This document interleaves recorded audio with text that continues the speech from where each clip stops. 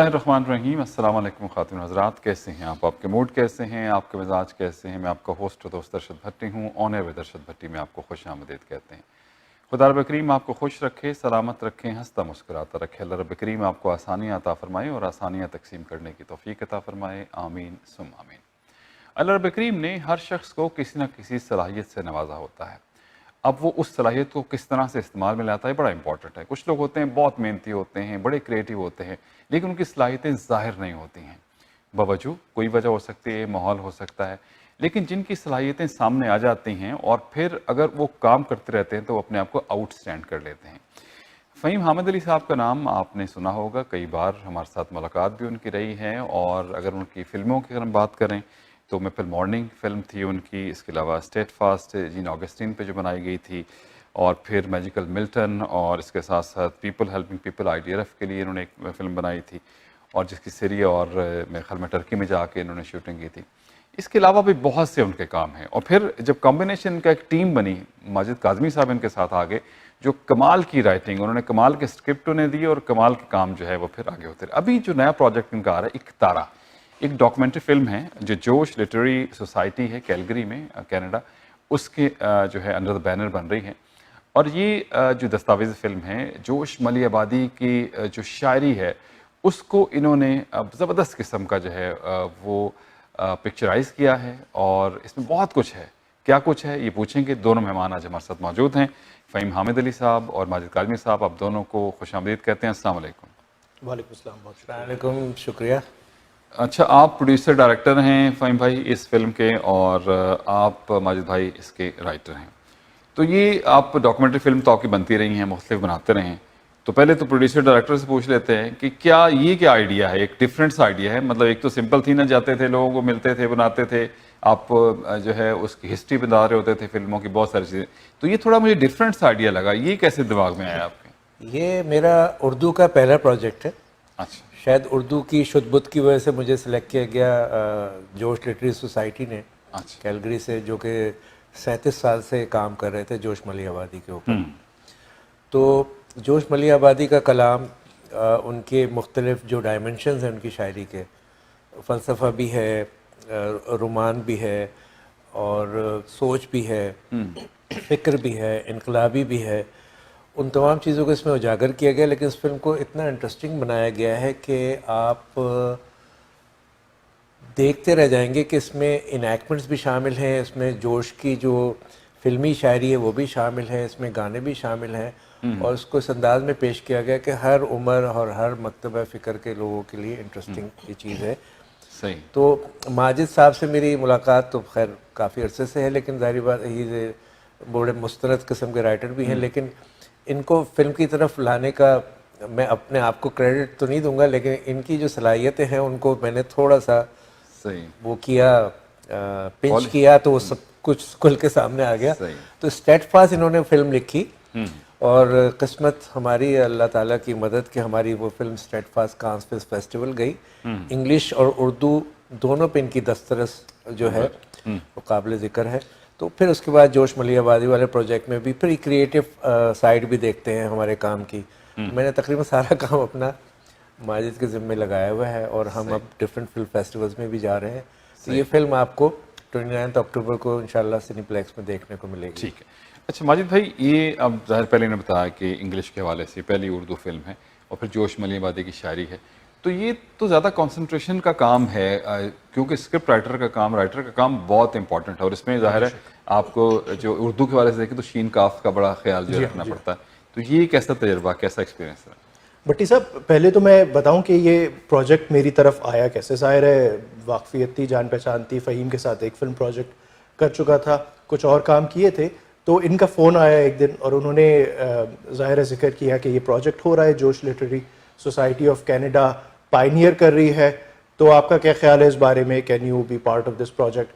तो मैंने उर्दू का काम बहुत कम किया था, ऐसा नहीं कि नहीं किया था, मैंने स्क्रीन प्लेस भी लिखे हैं, शायरी भी की है एक वक्त में।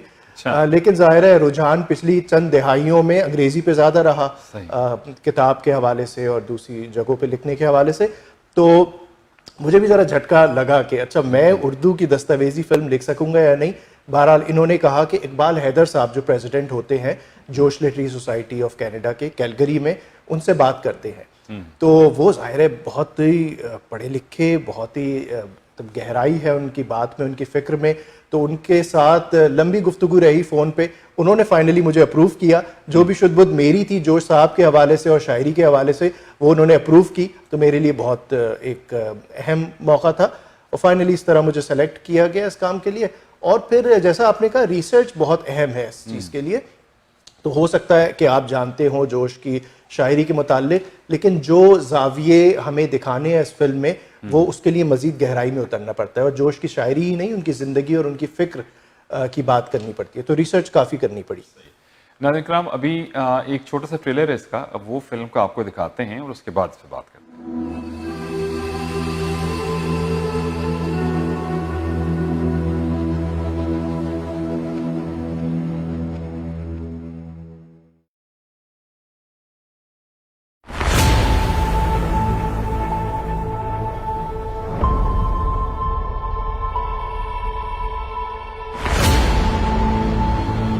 उस आज भी मैं बता रही हूँ तो मेरे रोंगटे खड़े हो रहे हैं कि सन्नाटा हॉल में। वो है 19 आर्ट कल्चर मास्टर और उसमें लोगों ने टोटलिटी में जोश को नहीं देखा।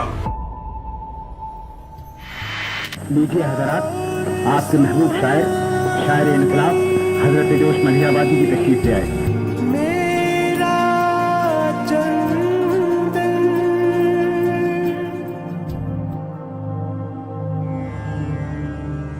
रस की बूंदें जब उड़ा देंगी गुलिस्तानों के होश, कुंजे रंगी में पुकारेंगी हवाएं जोश जोश।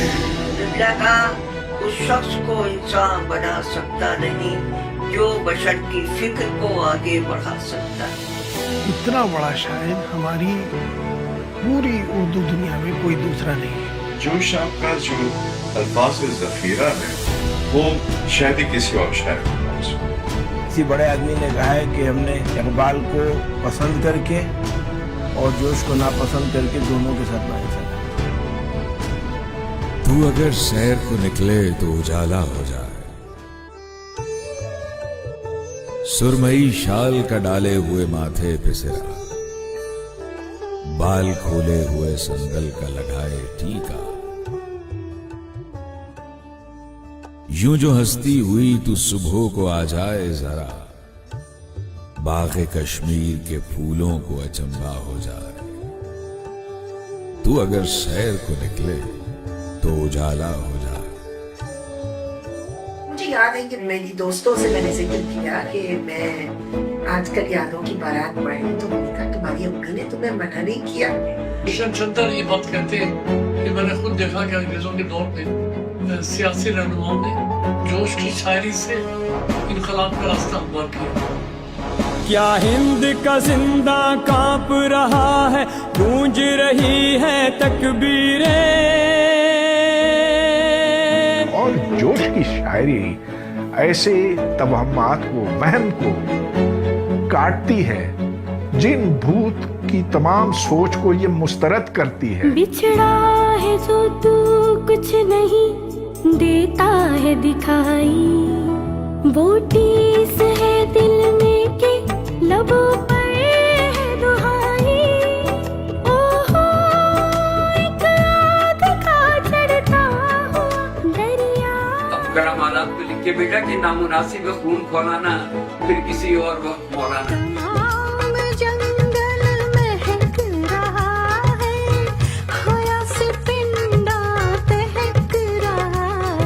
सबकी बोली मेरी बोली, सबका जीवन मेरा जीवन, बोले तारे झंझन झंझन।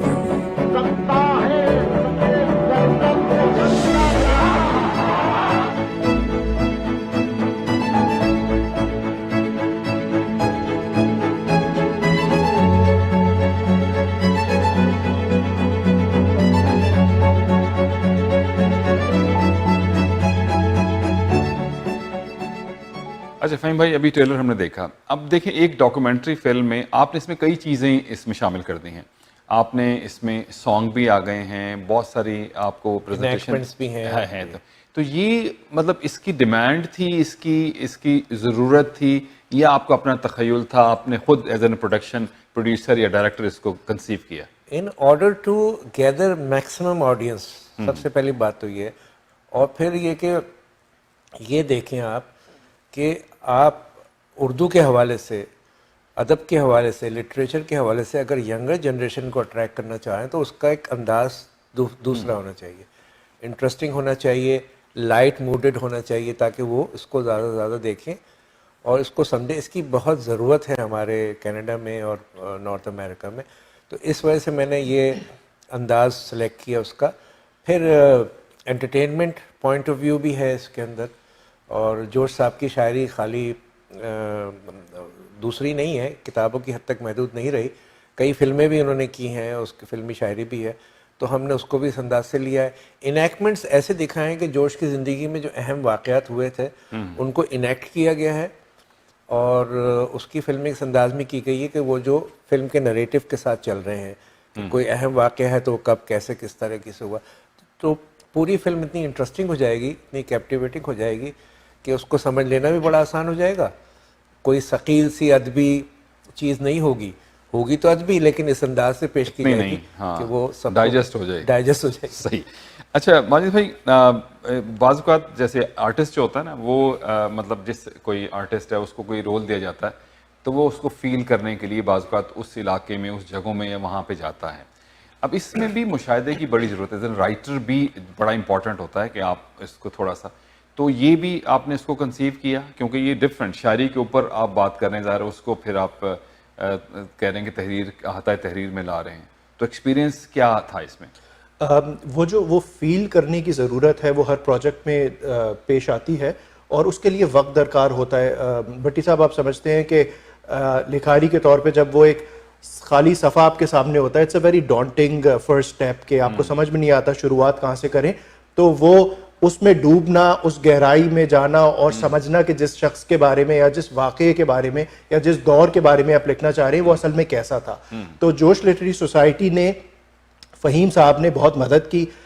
मुझे याद है कि शुरू के दिनों में एक बहुत बड़ा पार्सल मुझे वसूल हुआ जिसमें कई किताबें थी जोश के बारे में, तो उनका अहद कैसा था, उनका दौर कैसा था, किस किस्म के वाक़यात दरपेश हुए, तो मैंने शुरू के चंद हफ्ते तो सिर्फ पढ़ाई लिखाई की है। और ज़ाहिर है आजकल टेक्नोलॉजी अवेलेबल है, तो यूट्यूब के ज़रिए और इंटरनेट के ज़रिए जो काम जोश पे ऑलरेडी हो चुका था उसको देखा और समझा, तो उससे काफ़ी मदद हुई। राइट। नाज़रीन किराम, जैसे बताया आपको कि शायरी पे उसको पिक्चराइज किया, सॉन्ग्स भी हैं, ये डॉक्यूमेंट्री फिल्म है जिसमें सॉन्ग्स भी हैं। एक झलकी थोड़ी सी सॉन्ग की आप तक पहुंचाते हैं और उसके बाद गुफ्तगू का सिलसिला जो है वो जारी रखेंगे।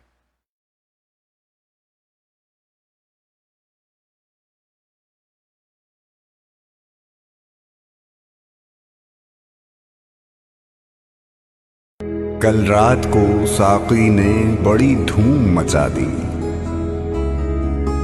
आंखों में जो खिंचती है वो सहबा भी पिला दी। मैं नाज की नजदीक से छलका कदमे रक्स, बू दूर से महकी हुई जुल्फों की सुंघा दी।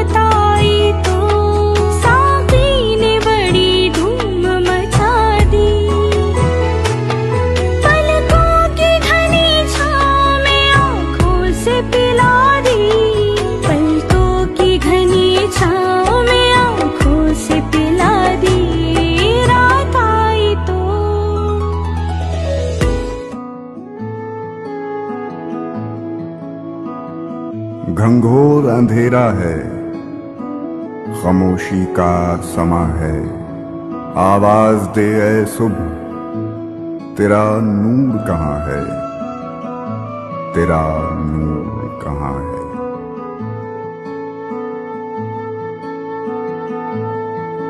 ओ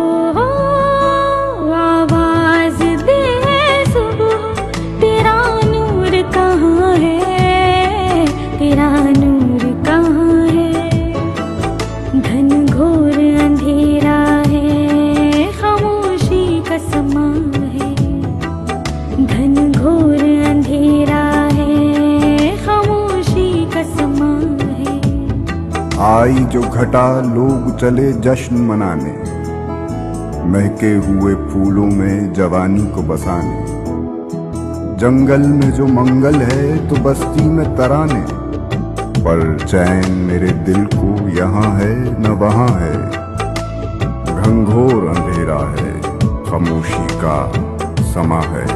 अच्छा फ़हीम भाई, ये एक डिफरेंट आइडिया वैसे तो है, डॉक्यूमेंट्री में सॉन्ग्स आते हैं जी जी, लेकिन ये मुझे लगता है कि शायद ये पाकिस्तान में शायद फिल्माया गया। तो इस तमाम जो पिक्चराइजेशन थी ये ज़ाहिर अब अमेरिका में या पाकिस्तान में या कनाडा में कहाँ हुई? ये लोकेशंस जो हैं इसमें दिल्ली, अच्छा, लखनऊ, मलियाबाद में हमारा क्रू, कराची, लाहौर, इस्लामाबाद और यूके में यावर अब्बास साहब को फिल्माया गया और फिर रेस्ट ऑफ द फिल्मिंग यहाँ टोरंटो में हुई। अच्छा, तो एक गाना हमने लाहौर में शूट किया, 2 गाने हमने कराची में शूट किए, एक गाना हमने यहाँ अपने ही शहर मिल्टन में शूट किया। अच्छा, गंगोर अंधेरा है, खामोशी का समा है। तो यहाँ शूट हुए। इनैक्टमेंट्स जितने भी थे वो आर्ट्स काउंसिल ऑफ पाकिस्तान के स्टूडियो में बाकायदा सेट लगे हैं, वहाँ पर ये सारी की सारी। लोगों को लगता है कि बस 1 घंटे की, फर्ज करें कितना ड्यूरेशन है इस फिल्म का? Duration around 60 minutes 65 minutes. तो लोगों को लगता है कि 1 घंटे की फिल्म है, पता नहीं है। तो इसको तो मतलब कितना अरसा लगा इसको बनाने?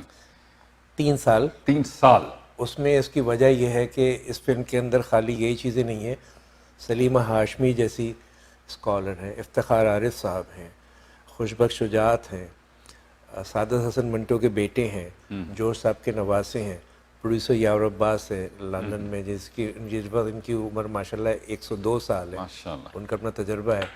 ज़िया मोहिद्दीन साहब की बेगम है अज़रा मोहिद्दीन।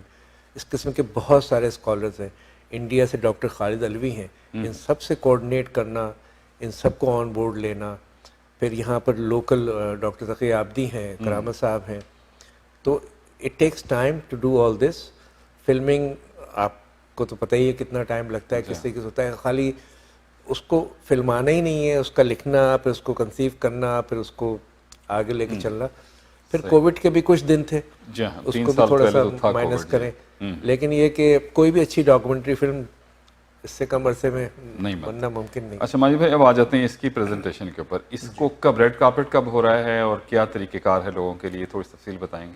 देखिए, इसका एक तो ग्लोबल प्रीमियर है जो पूरी दुनिया के कई शहरों में हो रहा है। उसकी इब्तिदा हम यहाँ अपने GTA से करना चाह रहे हैं। तो ओकविल में विंस्टन चर्चिल सिनेप्लेक्स के अंदर 29 अक्टूबर को दोपहर में इसका पहला शो है। तो जैसा कि फ़हीम ने बताया, सिर्फ फिल्म की रूनुमाई नहीं होगी बल्कि इसमें स्टेज प्रेजेंटेशन भी है, फैशन शो है, जोश की शायरी के ऊपर गाने हैं जिनकी क्लासिकल डांस परफॉर्मेंसेस है, बहुत कुछ है इसमें। तो 29 अक्टूबर को इंशाल्लाह 29 अक्टूबर को होगा ये सिनेप्लेक्स जो विंस्टन चर्चिल में है जी, ओकविल। तो कोई फ़हीम टिकट वगैरह रखी है इसके लिए, और क्या अगर टिकट है तो उसमें क्या कुछ शामिल है? टिकट तो ऐसा नहीं रखना चाह रहे थे, लेकिन हमने बोला कि दोपहर का वक्त है, लोग आएंगे, लेट्स डू कोई डिफरेंट सी चीज़ करें। 11:30-12 बजे जब संडे को कोई आता है तो नाश्ता तो वो नहीं करता, ब्रंच उसने वहीं आगे करना है। तो हमने बोला कि हम लंच सर्व करें। तो हमारे बहुत ग्रेशियस होस्ट सबीन और औरंगज़ेब, जो कि आपको पता है कि बड़ा अच्छा नाम है उनका कुजीन और केटरिंग के हवाले से, black stone, they came and they said अगर आप ये लैंग्वेज के लिए कर रहे हैं, उन्होंने कभी पहले इस किस्म की किसी चीज़ में हिस्सा नहीं लिया था, उन्होंने बोला कि we will be happy to host the lunch. तो लंच हो गया, लंच के बाद आधे घंटे का स्टेज का प्रोग्राम हो गया, फिर 1 घंटे की फिल्म होगी। तो just to cover the cost हमने बहुत ही इसकी नॉमिनल सी $50 पर पर्सन रखी है, विच कवर्स एवरीथिंग। तो टिकट कैसे लें, कहाँ से लें? स्क्रीन पे जाहिर बात है हम वो जिक्र करेंगे। तो वो नंबर मैं नंबर दोहरा देता हूँ, स्क्रीन पे नजर आ रहा होगा, 647-501-7820 647-501-7820 पे आप रब्ता करके इसकी टिकट्स ले सकते हैं। 29 अक्टूबर को सिनेप्लेक्स विंस्टन चर्चिल में इसका रेड कार्पेट है, और उसके बाद इंटरनेशनली जैसे बताया हमारे साहब ने, ग्लोबली जो है इसको फिर जो है वो दोबारा लोग जो है उसको देख सकें। अच्छा, अब आप दोनों माशाल्लाह अभी पिछले चंद प्रोजेक्ट्स में आप इकट्ठे काम कर रहे हैं। अभी जैसे आप बताया आप फिल्म फेस्टिवल में, कांस फिल्म फेस्टिवल में गए थे अभी आप, जाहिर है तो दुनिया तो स्काई इज़ द लिमिट है, हॉरिजन आपका बड़ा होता है, बहुत सारी चीज़ें करते हैं आप डिफरेंट। आपने यहाँ कम्युनिटी के हवाले से ही डिफरेंट, मेपल मॉर्निंग थी, फिर मिल्टन के हवाले से की, तो अपकमिंग प्रोजेक्ट को इंटरनेशनल और भी प्रोजेक्ट आपके जहन में है, कर रहे हैं कोई ऐसा? जी, मेरे जहन में शुरू से मुराद के 3-4 साल से एक प्रोजेक्ट था जो इस वक्त एक ग्रोइंग प्रॉब्लम है अराउंड द वर्ल्ड, वो पीस की है। पीस नहीं होता किसी तरीके से, और पीस को मेंटेन करने के लिए इंसान को ओपन माइंडेड होना ज़रूरी है, और दूसरों की इज्जत करना, दूसरों के रिलीजन्स और रिचुअल्स को समझना और उसकी इक्वली रिस्पेक्ट करना ज़्यादा ज़रूरी है।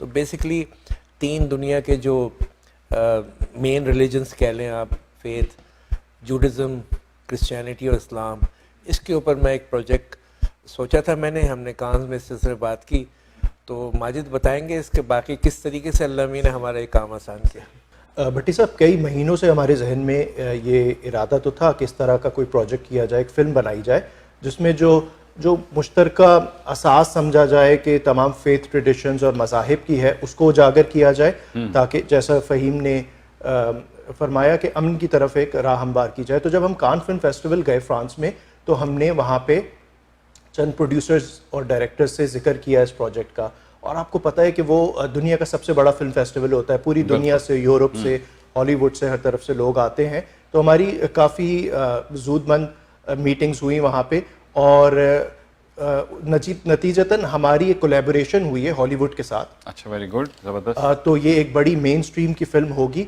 और वही जो मैंने कहा कि मुश्तरक असास वो इखलाकियात पर मबनी है, चाहे मज़हब कोई भी हो, तो हमारी तहजीब, तमद्दुन, सकाफ़त, रवायत एक तरफ, और इसी तरह से दूसरे मज़ाहिब की भी वही है। तो उसमें जो कॉमन एलिमेंट्स हैं उसको हमें दिखाना है through story telling, through interviews और दूसरे तरीक़ों से। और हम वैसे ही, आपको पता है कि मल्टी कल्चरल सोसाइटी में रहते हैं जी, और वैसे तो हर मज़हब ही अच्छाई सिखाता है।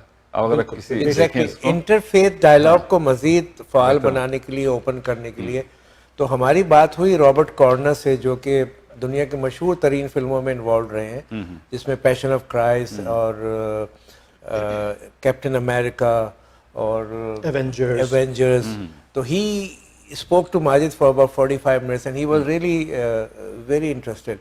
तो 2-3 महीने बाद चलती रही। मई में हम कांस गए, तो उसके बाद वो अभी रिसेंटली जब टिफ के दौरान आए यहाँ, तो उन्होंने हमसे एक खास मीटिंग की और ऑलमोस्ट इस प्रोजेक्ट को फाइनल किया। तो this time is gonna be in collaboration with Bob corner.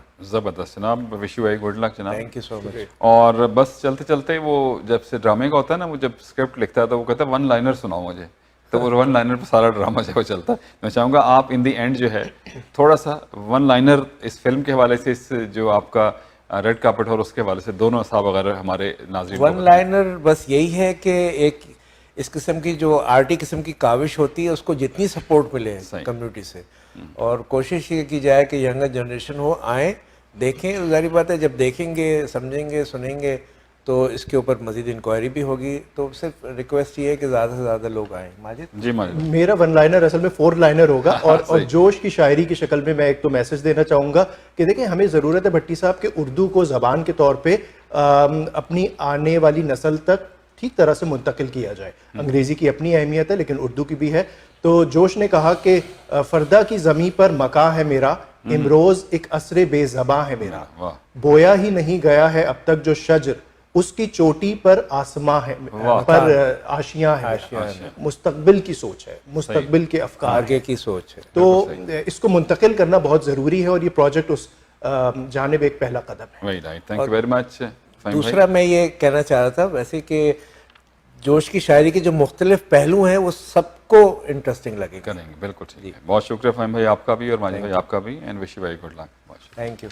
29 अक्टूबर को सिनेप्लेक्स में ये रेड कार्पेट होने जा रहा है, आप ज़रूर जाइएगा। जैसे बात की उर्दू की, यहाँ के बच्चे जो है इंग्लिश तो उनको आनी ही आनी है, उर्दू बड़ा ज़रूरी है। अगर उनको नहीं समझ आएगी कि लिखा क्या है, पढ़ा क्या, बैक होम तो जाते ही हैं ना कभी ना कभी, तो बड़ी हो सकता है कि एम्बैरेसमेंट वहाँ पे हो जब आपको उर्दू बोलनी ना आए। या और ये हमारा फ़र्ज़ है, पेरेंट्स का फ़र्ज़ है अपने बच्चों को उर्दू से लगाव जो है वो बड़ा ज़रूरी। और सबसे इंपॉर्टेंट बात ये है, जो टीम यहाँ फ़हीम भाई और माजिद भाई के बैठे मेन स्ट्रीम के लिए काम कर रहे हैं, तो हमें इन पे फ़ख्र भी होना चाहिए और हमारी कंट्रीब्यूशन यही होगी कि इस किस्म के प्रोग्रामों को हम सपोर्ट करें। तो आप ज़रूर, रिक्वेस्ट आपसे, आप इस फिल्म को देखने के लिए जाइए। मज़ीद मालूमात के लिए आप 647-501-7820 647-501-7820 पे रब्ता कर सकते हैं। दुआ में रखिएगा याद, हौसला नहीं हारना, बल हौसला भी गुहारने की चीज़, इन ऑलवेज फॉलो योर हार्ट, क्योंकि सब अच्छे की आवाज़। स्टूडियो इंजीनियर तला भट्टी अपने मेज़बान अरशद भट्टी को दीजिए इजाज़त, बशर्ते ज़िंदगी इंशाल्लाह। अगले प्रोग्राम में आपसे मुलाकात होगी। अल्लाह हाफिज़ और सपुर्द मौत।